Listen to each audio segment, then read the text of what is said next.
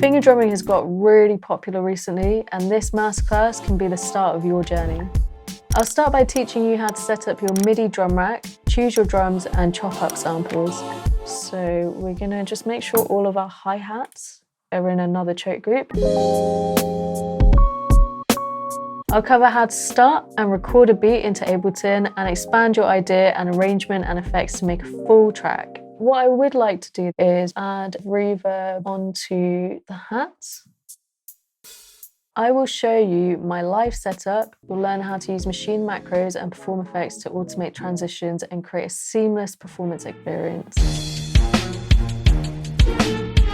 So if this is doing the low pass filter, I can have a high pass filter here.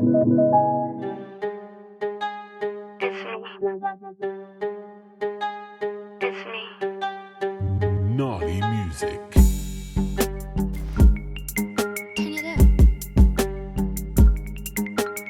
Join me in my studio. I'll show you how you can switch up your live sets with finger drumming.